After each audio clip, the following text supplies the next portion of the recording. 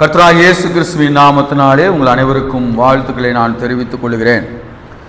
நாம் நம்முடைய ஆராதனையிலே தொடர்ந்தேர்ச்சியாக நாம் யோசுவா புஸ்தகத்திலிருந்து நாம் பிரசங்கங்களை நாம் கேட்டு வருகிறோம். கடந்த வாரம் பெண்கள் தினமாக இருந்ததுனால நாம் விசேஷித்த பிரசங்கத்திற்குள்ளாக நாம் சென்றோம். கடந்த வாரத்திற்கு முந்தைய வாரத்தில் நாம் 6ஆம் அதிகாரத்தினுடைய காரியங்களை நாம் கற்றுக்கொண்டோம். இஸ்ரேல் மக்கள் எவ்வாறு என்ன தேசத்தை பிடிச்சாங்க, எந்த பட்டணத்தை பிடிச்சாங்க, எரிகோ பட்டணத்தை எவ்வாறு பிடித்தார்கள் என்று சொல்லி நம்ம பார்த்தோம். ஏதாவது ஞாபகம் இருக்குங்களா உங்களுக்கு? என்னம்மா? கர்த்தருடைய வார்த்தைக்கு முழுமையாக கீழ்ப்படிந்தார்கள். கர்த்தருடைய வார்த்தைக்கு இஸ்ரேல் மக்கள் அனைவரும் என்ன பண்ணாங்க? கீழ்ப்படிந்தார்கள். அதுல ஒருத்தர் கூட யோசுவா கிட்ட போய் என்ன பண்ணலீங்க? கேட்கல. யோசுவா இடத்துல போய் இது எப்படி சாத்தியம் அப்படின்னு சொல்லி யாருமே என்ன பண்ணல, சந்தேகப்படவும் இல்லை. யோசுவா கிட்ட போய் என்ன பண்ணலீங்க? கேட்கவும் இல்லை. யோசுவா கர்த்தர் சொன்னார் என்று சொல்லி இஸ்ரேல் தன்னுடைய மக்களிடத்திலே சொல்லுகிற பொழுது யோசுவாவுடைய வார்த்தைக்கு, கர்த்தருடைய வார்த்தைக்கு முழுமையாக கீழ்ப்படிந்தார்கள். முழுமையாக கீழ்ப்படுகிற பொழுது அசாதாரணமான காரியங்களை தேவன் என்ன பண்ணாருங்க? செய்கிறவராய் இருக்கிறார். இது சாதாரணமான காரியம் அல்ல. எதுங்க? அந்த மதில் சுவரை சுற்றி வந்து அந்த மதில் சுவர் என்ன ஆயிடுச்சுங்க? இடிஞ்சு போனது அப்படிங்கிறது சாதாரணமான ஒரு காரியம் இல்லை. 1000 முறை இல்லை, 1,00,000 முறை சுத்தினாலுமே மதில் சுவர் என்ன பண்ணாது? சுத்தி ரவுண்ட் அடிச்சு எக்காலம் ஊதுனா மதில் சுவர் என்ன பண்ணாது? இடியாது. இடியுமா? ஆனால் இது முற்றிலும் இயற்கைக்கு அப்பாற்பட்டு தேவன் என்ன பண்ணிக்கிறாருங்க? செயல்பட்டிருக்கிறார். கர்த்தர் சொன்ன ஒரே வார்த்தை, நீங்கள் ஒவ்வொரு நாளும் ஒரு முறை என்ன பண்ணுங்க? சுற்றி வாருங்கள். 7வது நாள் 7 முறை சுற்றி வாருங்கள். நான் சொல்லும் பொழுது என்ன பண்ணுங்க?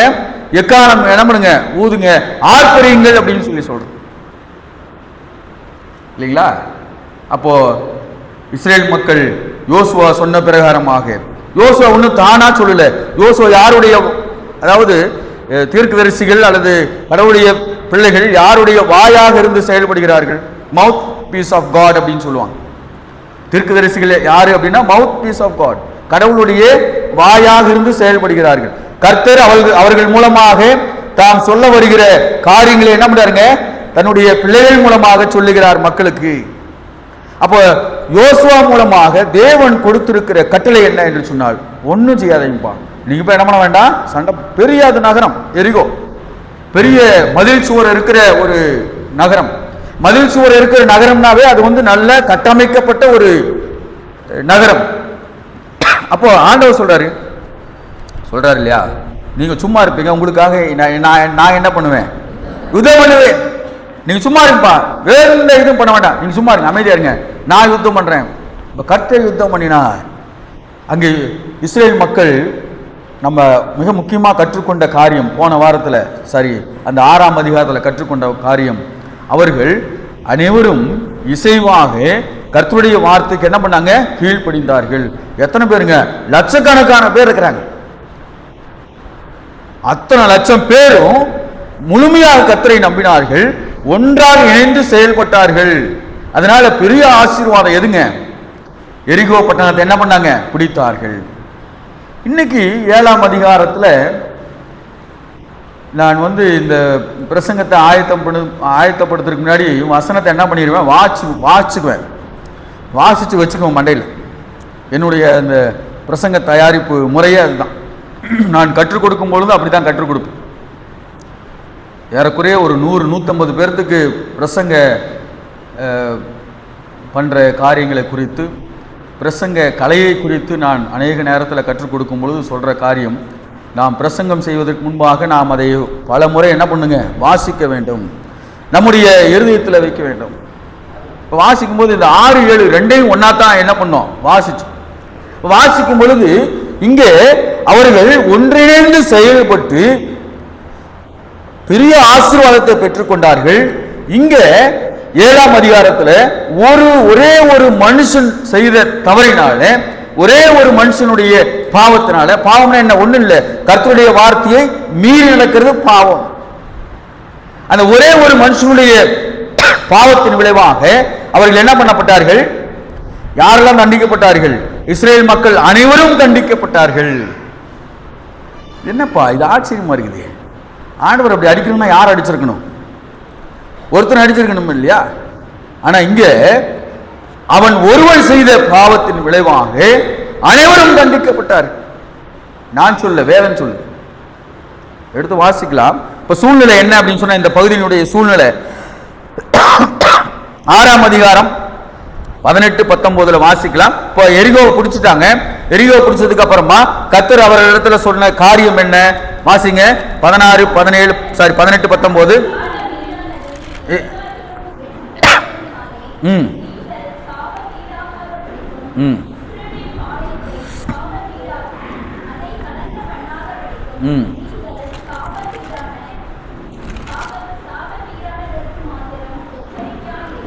சாபத்தீடானதற்கு மாத்திரம் எச்சரிக்கையாருங்கள். என்ன சாபத்தீடான காரியங்கள்?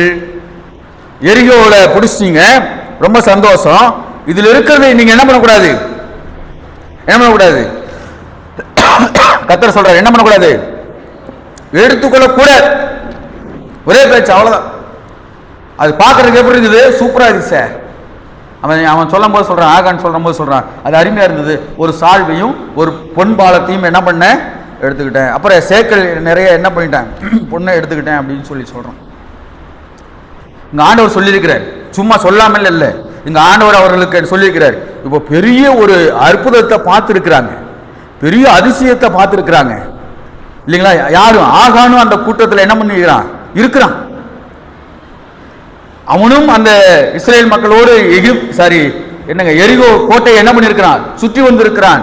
அவன் தன்னுடைய கண்களால அதை பார்த்திருக்கிறான். எதை ஆண்டவர் சொல்லும் பொழுது அது இடிந்து விழுந்ததை பார்த்திருக்கிறான். அதுக்கு பிறகு கர்த்தர் கட்டளை கொடுக்கிறார். கர்த்தர் கொடுத்திருக்கிற இன்ஸ்ட்ரக்ஷன் என்ன அப்படின்னு சொன்னா, சாபத்தீடான ஒன்றையும் என்ன பண்ணாத, எடுக்காத. அது என்ன சொல்றாரு பாருங்க, அது யாருக்குரியது?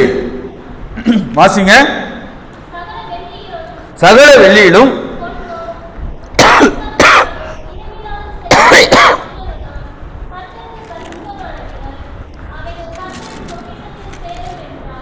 பார்த்தீங்களா? அதெல்லாம் யாருக்குரியது? கர்த்தருக்குரியது. எடுக்காதே, அவ்வளவு, ஒரே பேச்சு.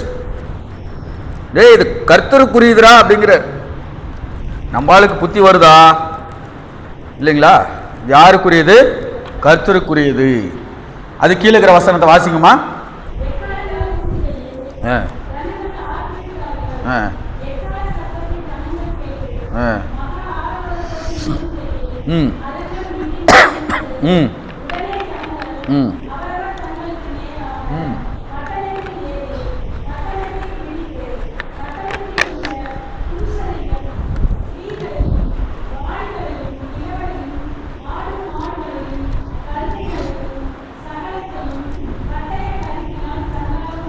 ஆமாம், ஒரு நிமிஷம்மா. இந்த சூழ்நிலை என்ன அப்படின்னா, இன்னும் எரிகோ கோட்டை என்ன பண்ணல, தகர்ந்து போகல. அதுக்கு முன்னாடி கொடுத்துருக்கிற இன்ஸ்ட்ரக்ஷன், கர்த்தர் கொடுத்துருக்கிற இன்ஸ்ட்ரக்ஷன் என்ன அப்படின்னா, இன்னும் எரிகோ தகர்ந்து போகல. கர்த்தர் கொடுத்துருக்கிற இன்ஸ்ட்ரக்ஷன், இன்னும் கொஞ்ச நேரத்தில் என்ன பண்ண போகுது, இந்த கோட்டை இழுந்து விழப்போகுது. நீங்க போய் உள்ளது என்ன பண்ணிடாதீங்க, என்ன சொல்றாருங்க, வெள்ளியோ பொன்னையோ என்ன பண்ணிடாதீங்க, எதையுமே எடுத்துடாதீங்க அப்படின்னு சொல்லி எல்லாம் இன்ஸ்ட்ரக்ஷன்லாம் கொடுத்தாச்சு. இன்னும் இடியில. அப்ப இன்ஸ்ட்ரக்ஷன் கொடுத்த பிறகு அதுக்கப்புறம் கொஞ்ச நேரத்தில் என்ன ஆயிடுச்சு, இடிஞ்சிருச்சு. இடிஞ்சதுக்கு அப்புறமா என்ன நடக்குது, என்ன பண்றாங்க, மனுஷரையும் ஆடுகளையும் மாடுகளையும் எல்லாத்தையும் என்ன பண்ணிட்டாங்க, சங்காரம் பண்ணினார்கள். ரொம்ப சந்தோஷம். அடுத்தது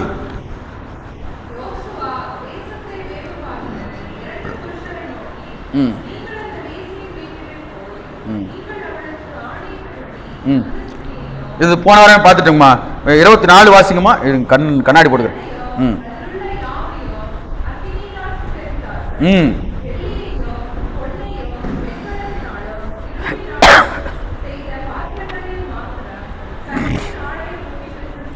கர்த்தருடைய ஆலய பொக்கிஷத்தில் சேர்த்தார்கள் என ஆண்டவர் சொன்னார். இது யாருக்குரியது? கர்த்தருக்குரியது இல்லைங்களா? அப்போ ஆண்டவர் சொன்ன வண்ணமாக பொக்கிஷத்திலே, ஆலய பொக்கிஷத்திலே என்ன பண்ணாங்க? சேர்த்தார்கள். அப்ப அப்படி இருக்கிற பட்சத்தில் இங்க என்ன ஆச்சு அப்படின்னு சொன்னா, முதல்ல எதை பிடிச்சிட்டாங்க? எரிகோ பிடிச்சிட்டாங்க. இரண்டாவது ஆயி பட்டணத்தை பிடிக்க போறாங்க. இந்த ஆயி பட்டணத்துடைய சூழ்நிலை, எரிகோ பெரிய ஒரு நகரம். ஆனா அதை கம்பேர் பண்ணும்போது ஆயி பட்டணம் வந்து ரொம்ப சின்ன ஒரு பட்டணம் தான் இல்லைங்களா? ஆயி பட்டணம் எப்படிப்பட்ட பட்டணம்? சின்ன பட்டணம், ரொம்ப பெரிய பட்டணம் இல்லை. ஏன்னா நான் சொல்லல, வேதம் சொல்லுது. நம்ம இந்த மேப்லையும் பார்த்தீங்க அப்படின்னு சொன்னாலும் நமக்கு தெரியும். இந்த மேப்ல இல்லை, நீங்க நெட்ல டவுன்லோட் பண்ணி நம்ம என்ன பண்ணலாம், பார்க்கலாம். அதுலேயும் தெரியும் நமக்கு என்ன இங்க நடந்த பிரச்சனை என்ன அப்படின்னு சொன்னா, முதல் காரியம் 7ஆம் அதிகாரம் 1ஆம் வசனம் வாசிக்கலாம்.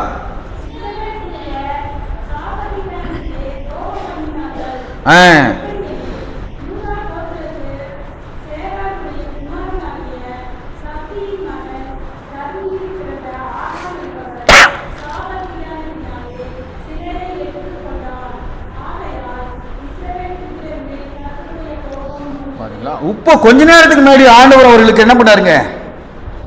ஆசீர்வதித்தார், கிருபை செய்தார். யாரும் போய் சண்டைக்கு போகல. கர்த்தர் அவர்களுக்காக யுத்தம் பண்ணினார். ஆண்டவர் அந்த எரிகோ பட்டணத்தை யார் கையில கொடுத்தாருங்க? இஸ்ரேல் மக்கள் கையில கொடுத்தாரு. இப்போ கொஞ்ச நேரத்துக்கு அப்புறமா அங்க வசனம் என்ன சொல்லுது? கர்த்தருடைய கோபம் மூண்டது. யார் மேல? இஸ்ரேல் புத்திரர் மேல. யாருனால? ஒரே ஒரு ஆள்.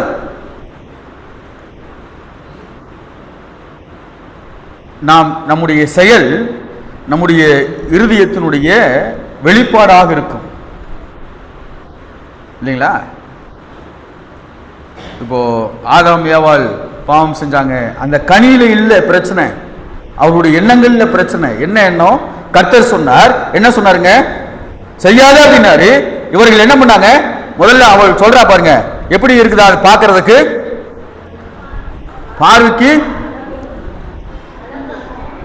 அதை எடுத்து வாசி. அழகாகவும் புசிப்புக்கு இன்பமாகவும் என்ன பண்ணுது? வாசிக்குமா? புசிப்புக்கு நல்லதும் பார்வைக்கு இன்பமாக இருக்குதுப்பா. அது இரண்டாவது அர்த்தக்காரி, புத்தியை தெளிவிக்கிறதுமா இருக்கும். இந்த கர்த்தருடைய வார்த்தை, அதை மீறி நடப்பது பாவம். கர்த்தர் சொன்ன காரியத்தை நாம் கீழ்ப்படியாமல் இருப்பது பாவம். கர்த்தருக்குரிய காரியத்தை நாம் வசம் வைத்திருப்பது பாவம். அது நிறைய பேருக்கு நமக்கு தெரிய மாட்டேங்குது. ஏன் சாபம்? ஏன்? என்ன காரணம்? இங்க அடுத்து என்ன நடந்ததுன்னு பாருங்க. கர்த்தருடைய கோபம் மூண்டது. யார் மேல? இஸ்ரேல் மக்கள் மேல. எத்தனை பேர் இருந்திருப்பாங்க? 20 லட்சம் பேர் இருந்திருப்பாங்க அப்படிங்கிறாங்க. 20 லட்சம் பேர்த்துல ஒரே ஒருத்தன் தான். மீதி எல்லாரும் பார்த்துருக்க மாட்டாங்களா? இந்த மாதிரி இந்த பொன் பாலத்தையும் என்னங்க, இந்த சேக்கல் வெள்ளியையும் அல்லது பொன்னையோ அல்லது அந்த அழகான சால்வியும் மற்றவங்களாம் பார்த்துருக்க மாட்டாங்களா? ஆனா மற்றவங்களுடைய இருதயத்தில் அது என்ன பண்ணல, அந்த எண்ணம் ஒரு எடுத்துக்கலாம் அப்படின்னு சொல்லி. ஏன்னா கர்த்தர் சொல்றாரு, இது யாருடையது? கர்த்தருடையது. இல்லை நான் வச்சுக்கிறேன் சார், எடுத்துக்கொண்டான். முதல் காரியம் நம்ம பார்க்கிற காரியம், ஒருவரின் பாவம் முழு சமுதாயத்தையும் என்ன பண்ணுது? பாதிக்கிறதாக இருக்கிறது. ஒருத்தர் செஞ்ச பாவம் அந்த சமுதாயத்தை அழிச்சிருச்சு. என்ன நடந்தது தெரியுங்களா? என்ன நடந்தது? கீழே அடுத்த வசனம் வாசிக்கலாம்.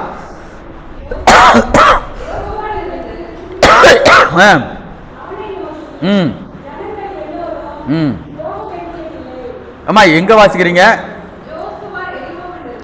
2வது வசனம் வாசிங்க.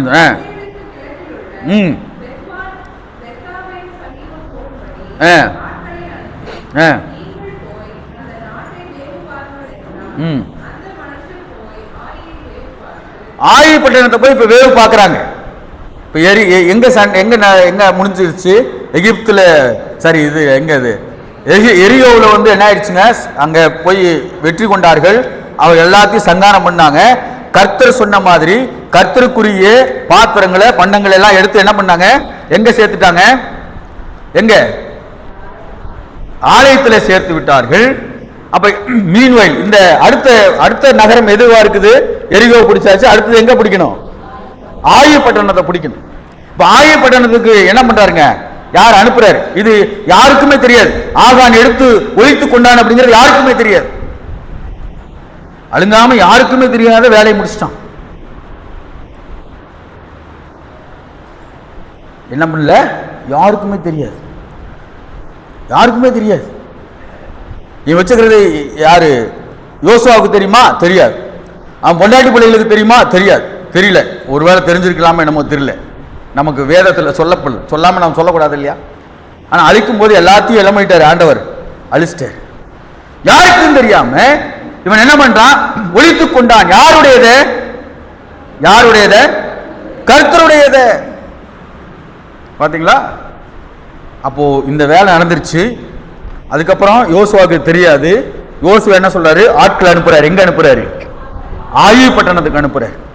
அப்ப ஆயி பட்டணத்துக்கு அனுப்பும் பொழுது அவர்கள் வேவு பார்த்துட்டு வந்து என்ன சொல்றாங்கன்னு பாருங்க, வாசிங்க.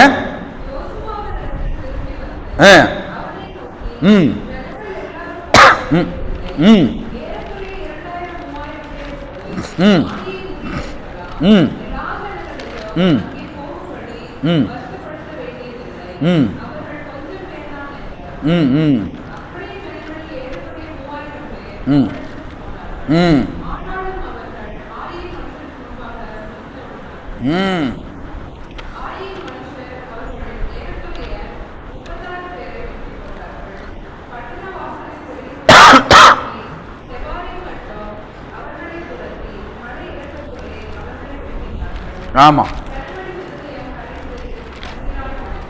போதுமா போதுமா. இப்போ பார்க்கணும். அடுத்த வசனத்தில் நாம் பார்த்தோம் அப்படின்னா என்ன நடந்ததுங்க? ரொம்ப அருமையா யோசுவாவிடத்தில் வந்து திரும்பி வந்தவர்கள் என்ன சொன்னாங்க? அவர்கள் ஏறக்குறைய 3000 பேர் அவ்விடத்திற்கு போனார்கள். ஆனால் அவங்க சொன்னது எத்தனை பேர் போனா போதுங்கிறாங்க? 2000 பேர் போனா போதுங்கிறாங்க. அது எப்படிப்பட்ட இடம்? சின்ன ஒரு நகரம். நம்ம ஒரு 2000 பேர் போனா என்ன பண்ணிடலாம்? 20 லட்சம் பேர் வேண்டாம், 2000 பேர் போனா என்ன பண்ணிடலாம்? அடிச்சு முடிச்சிடலாம் அப்படின்னாங்க இல்லையாப்பா? ஆனா எத்தனை பேர் போனாங்க? 3000 பேர் போனாங்க. எத்தனை பேர் என்ன ஆனாங்க? என்ன ஆனாங்க? வசனம் என்ன சொல்லுதுங்க? வெட்டி போட்டார்கள். பட்டண வாசலில்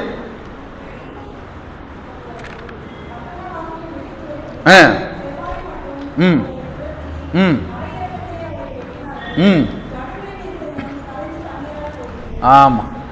இன்னொரு உங்களுக்கு ஒரு இணை வசனம் ஒன்று வாசிச்சு உங்களுக்கு காமிக்கிறேன் பாருங்க. இது ரொம்ப சின்ன ஒரு இடம். அந்த இடத்த நம்ம ஈஸியாக பிடிச்சிடலான்னு சொல்கிறாங்க. ஒருவேளை கண்டிப்பாக என்ன பண்ணியிருக்கலாம்? பிடிச்சிருக்கலாம். அடுத்தது இங்கே என்னாகும் 14ஆம் அதிகாரத்தில் அல்லது 13ஆம் அதிகாரத்தில் வாசிக்கும் பொழுது 13ஆம் என்னாகும் 13 1 2 வசனங்களை வாசிங்க. ம் ம் ம் ம் ம் ம் ம் ம் ம் இஸ்ரேல் புத்திரரின் தலைவர்களே, கானான் தேசத்தை வேவு பார்க்கிறதுக்கு என்ன பண்றாங்க? அனுப்புறாங்க. யார் அனுப்புறா? மோசே அனுப்புறார். அதுல 2 பேர் யாருங்க? காலேப்பும் யோசுவாவும். அதுல 2 பேர். மீதி 10 கோத்திரத்தார் வந்து வேற நபர்கள். அவர்களுடைய பெயர்கள் எல்லாம் என்ன பண்ணப்பட்டிருக்குது? கொடுக்கப்பட்டிருக்கு. அப்ப அவர்கள் வந்து அந்த தேசத்தை குறித்து என்ன சொல்றாங்க அப்படின்னு சொன்னா வாசிக்கலாம். அவர்கள் மோசே 27ஆம் வசனம் 13:27.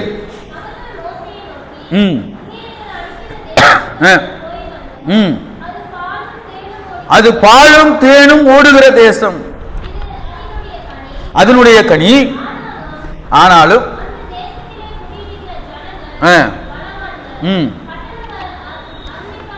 இது அதனுடைய கனின்னு சொல்லி என்ன எதை கொண்டாந்து காமிக்கிறாங்க அப்படின்னா, ஒரு பெரிய திராட்சை கொலை. அந்த கொலையை என்ன பண்ண முடியல? தூக்க முடியாம ஒரு கம்பு வச்சு 2 பேர் சேர்ந்து என்ன பண்றாங்க? தூக்கிட்டு வராங்க. இதுக்கு முன்னாடி இருக்கிற வசனங்களை வாட்சிங்களா தெரியும். நேரமில்ல, அதனால நம்ம படிக்க முடியாது. அவ்வளோ பெரிய கனி இருக்கிற பாலும் தேனும் ஓடுகிற தேசம். அந்த தேசம் எப்படிப்பட்ட தேசம்? ரொம்ப அருமையான தேசம். ஆனாலும் அந்த தேசத்தில் குடியிருக்கிற ஜனங்கள் பலவான்கள். வாசிக்குமா? பட்டணங்கள் அரணிப்புனா சுத்தி பாதுகாப்பு மதில் இருக்கிற ஒரு பட்டணம். அரணிப்பானவைகள் மிகவும் பெரியவர்களுமாய் இருக்கிறது. அங்கே ஏனாக்கின் குமாரரையும் கண்டோம். ஏனாக்கின் குமாரர்னா மறுபடியும் நம்ம பின்னாடி போய் பார்த்தோம்னா ஏனாக்கின் குமார் அவர்கள் ராட்சசர்கள், ரொம்ப பயங்கரமா இருக்கிறவர்கள். அப்ப அது சொல்லிட்டு வந்து மோசேகிட்ட என்ன சொல்றாங்க? அழுகுறாங்க இல்லைங்களா? வாசிக்கலாம். 1-2 வசனம் 14 1-2. கூக்குரலிட்டு புலம்பினார்கள். முழுவதும் அழுது கொண்டிருந்தார்கள். அதுல 2 பேர் தான். ஏன் காலேப்பும் யோசுவாவும் வந்தாங்க? 2 பேர். அவங்க மட்டும் என்ன சொன்னாங்க? டேய் பயப்படாதீங்க, அது பெரிய தேசமா இருக்கலாம், அது பெரிய ஜனக்கூட்டமா இருக்கலாம், அவர்கள் ஏனாக்கின் புத்திரர்களாக என்ன பண்ணலாம் இருக்கலாம், ராட்சசர்களா இருக்கலாம், ஆனால் கர்த்தர் நம்மோடு இருக்கிறார். வசனம் வாசிக்கலாம். 8ஆம் வசனம் 9ஆம் வசனம். இல்லைங்க ஒரு நிமிஷம். 6ஆம் வசனம் வாசிங்க. தேசத்தை சுற்றி பார்த்தவர்களில் நூனின் குமாரனாகிய யோசுவாவும் எப்னேயின் குமாரனாகிய காலேப்பும் தங்கள் வஸ்திரங்களை கிழித்துக் கொண்டு இஸ்ரேல் புத்திரரின் சமஸ்த சபையும் நோக்கி, நாங்கள் போய் சுற்றி பார்த்து சோதித்த தேசம் மகா நல்ல தேசம், ரொம்ப அருமையான தேசம். அது அவ்வளோ அருமையான ஒரு அரவணைப்பான ஒரு அரண் மிகுந்த தேசம் இல்லைங்களா? ரொம்ப அருமையான தேசம், ரொம்ப செழிப்பான தேசம். கீழே அவர் யோசுவாவும் காலேப்பும் சொல்ற வார்த்தை பாருங்க, ரொம்ப அருமையா இருக்கும். சொல்லுங்க. கர்த்தர் நம்மேல் பிரியமாயிருந்தால் இந்த தேசத்தை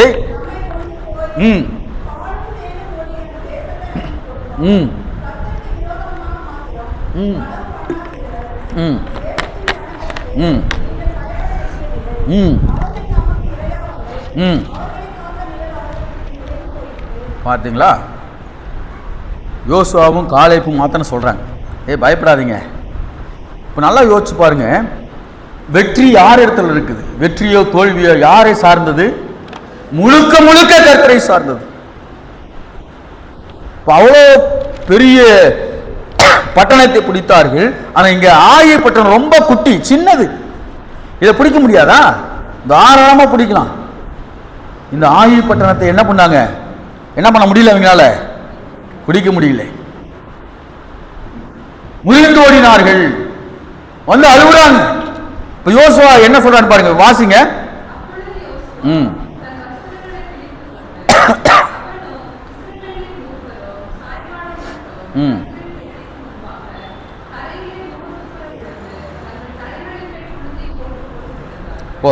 போதுமா? யாருக்கும் தெரியாது, ஏன் நடந்ததுன்னு தெரியல.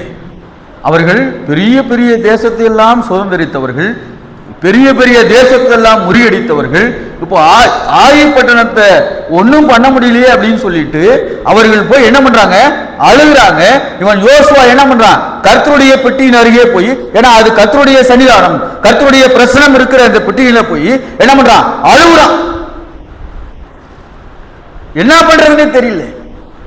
நல்லா யோசிக்க வேண்டிய காரியம். 1 கொரிந்தியர் 5:6 வாசிக்கிறோம். அதே போல பிரசங்கி வாசிங்க 9, பிரசங்கி 9:18.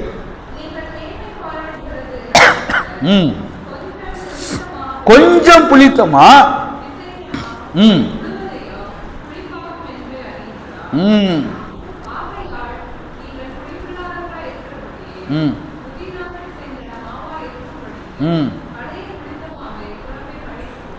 பழைய புளித்த மாவை புறம்ப தள்ளி போடுங்க. இவன் ஆகான் ஒருவன் செய்த பாவம், ஒரே ஒரு மனுஷன் செய்த பாவம் யாரை தண்டித்தது? இஸ்ரேல் வம்சத்தாரை தண்டித்தது. லட்சக்கணக்கான மக்கள் அதுக்கு என்ன பண்ணாங்க? அதை அனுபவித்தார்கள் இல்லைங்களா? பிரசங்கி 9:18 வாசிக்கலாம்.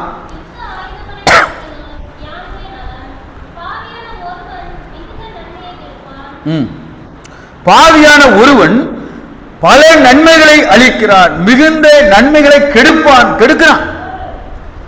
இவங்க ஈஸியா புடிச்சிருப்பாங்க. என்ன பண்ணாம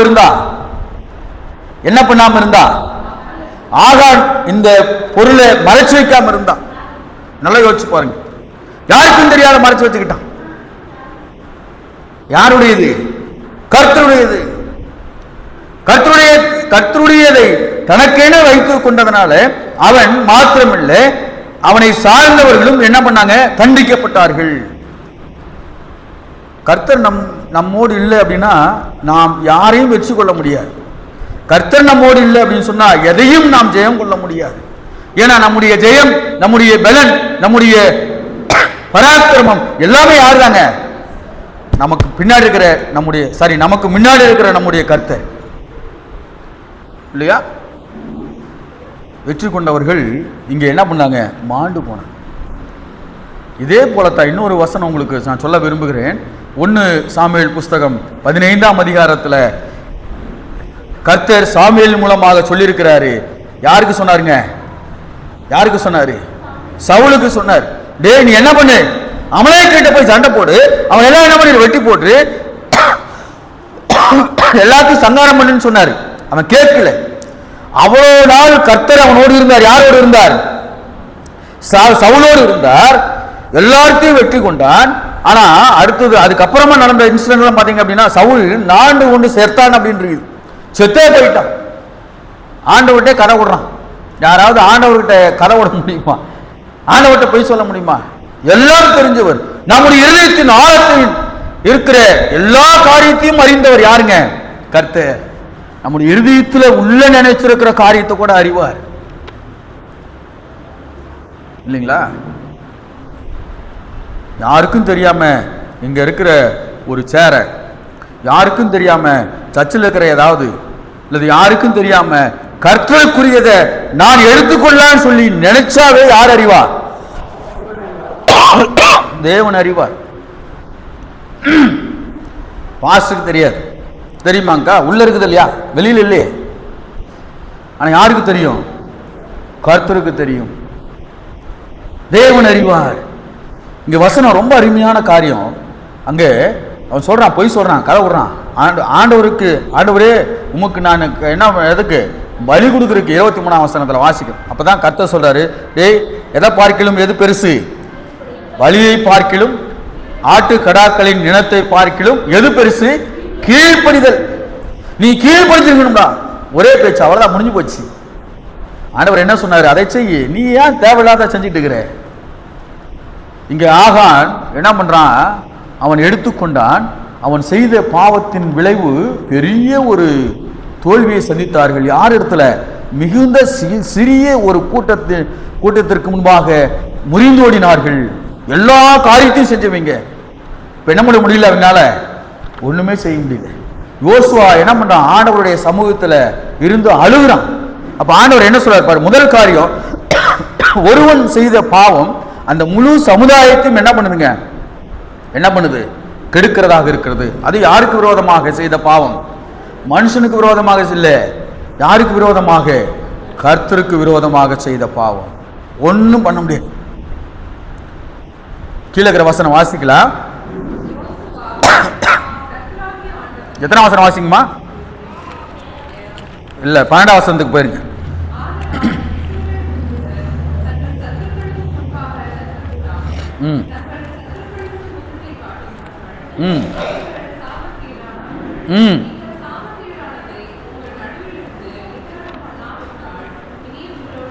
ஆண்டவர் சொல்றாரு, ஒரே அடி அடிச்சிட்டாரு.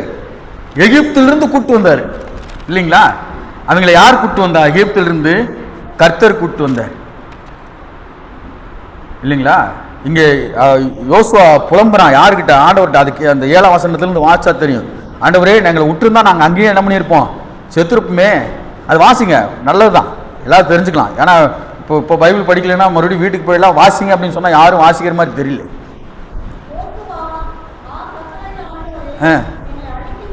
எங்களை அழிக்கும்படிக்கு எமோரியர் கையில ஒப்பு கொடுப்பாது.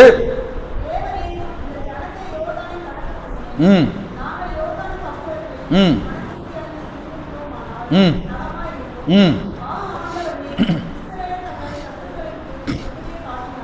ம் ம் ம்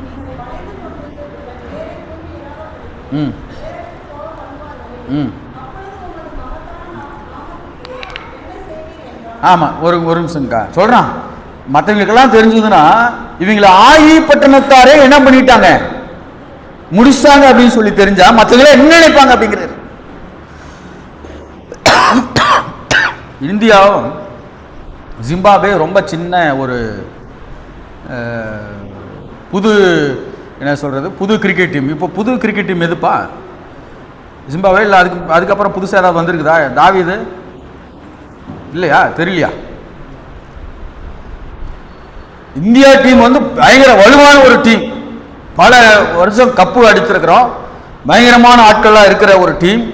பல நேரங்களில் ஆஸ்திரேலியாவோடு அப்புறம் என்னங்க நியூசிலாந்தோடலாம் சண்டை போட்டு ஜெயிச்சிருக்கிறோம். அப்படின்னு சொன்னால் திடீர்னு ஒரு சின்ன ஒரு புதுசாக ஏற்படுத்தப்பட்ட ஒரு டீமுக்கிட்ட போய் இந்தியா தோத்துருச்சுன்னு வச்சுக்கோங்க.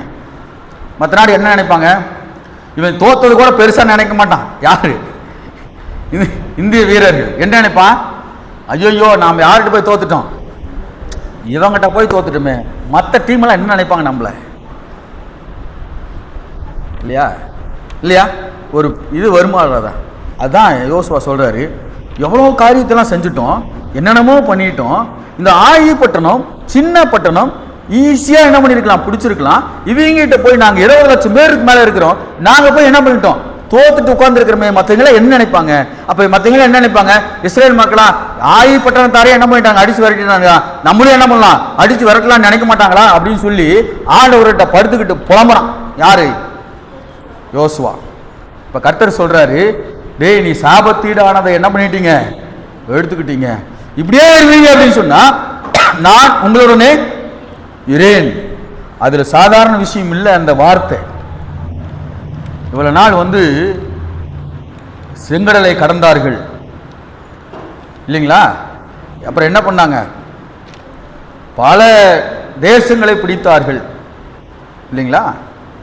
அப்புறம் என்ன பண்ணாங்க, எதை கடந்தார்கள்? யோர்தான் நதி என்ன பண்ணாங்க, வெட்டாந்தரையை கடக்கிறது போல கடந்தார்கள். என்னென்னமோ பண்ணாங்க. எல்லாத்துக்கும் யார் கூட இருந்தா? கர்த்தர் கூட இருந்தார். அதனால எல்லாத்தையும் ஜெயிச்சாங்க. இங்க திடீர்னு ஒரு சின்ன ஒரு தேசத்தோடு சண்டை போட்டு தோர்ந்து போயிட்டாங்க. அதுக்கான காரணம் கர்த்தர் சொல்றாரு, நான் சொன்னதை நீங்க கேட்கல, எனக்குரியதை நீங்கள் என்ன பண்ணிட்டீங்க, வஞ்சித்துக் கொண்டீர்கள். ஒரே போட போட்டேன். இனிமே இப்படியே போயிட்டு இருங்கடா, இனிமேல் நான் உங்களோட என்ன பண்ண மாட்டேன், இருக்க மாட்டேன், இப்படியே போயிட்டு இருங்க, எனக்கு உங்களுக்கு என்ன கிடையாது, சம்பந்தம் இல்லை, என்னை ஆள விடுங்கடா அப்படின்ட்டு. அவ்வளவுதான், முடிஞ்சு போச்சு. இந்த 12ஆம் வசனம் வாசிக்கலாம். கர்த்தர் மறுபடியும் வாசிங்க. ம் ம் ம் ம் இனி உங்களோடு இரேன், இனிமேல் நான் இருக்க மாட்டேன்பா அப்படின்ட்டார். ஒரே பேச்சு. அப்ப நாம் பாவமான காரியங்களை செய்கிற பொழுது, கர்த்தருக்கு அருவருப்பான காரியங்கள், கர்த்தருக்கு விரோதமான காரியங்களை நாம் செய்கிற பொழுது தேவன் சொல்றாரு, நான் உங்களோடு இரேன். அவ்வளவுதான், முடிஞ்சு போச்சு. நான் இருக்க மாட்டேன்பா, முடிஞ்சு போச்சு. இல்லையா? வேதம் எப்படி தெளிவா சொல்லப்பட்டிருக்கு பாருங்க. கர்த்தர் சொல்றாரு, நான் இனி உங்களோடு இரேன். பாவம் தேவனுக்கும் மனிதனுக்கும் இடையே ஒரு பிரிவினையை உண்டாக்குகிறதாக இருக்கிறது. இல்லைங்களா? மனுஷனுக்கும் கடவுளுக்கு இடையே ஒரு பெரிய பிரிவினை உண்டாக்குகிறது. இல்லையா? ஏசாயா புத்தகம் 59:2 வாசிக்கிறோம். பாவம் நமக்கும் கடவுளுக்கும் ஒரு பெரிய பிரிவினையை உண்டாக்குகிறது. கர்த்தருக்கு விரோதமாக செய்த காரியம் நமக்கும் கடவுளுக்கும் இடையே பிரிவினையை உண்டாக்குகிறது. இந்த காரியத்தை கடவுளால் செய்ய முடியுமா, முடியாதா? யோர்தானை என்ன பண்ணாங்க, அப்படியே அந்த நதி தண்ணீரை ஒரே குவியலாக செய்தவர் இப்ப அதை செய்ய முடியாதா? எரிகோ உடைய கோட்டையை என்ன பண்ணாருங்க, அடிச்சு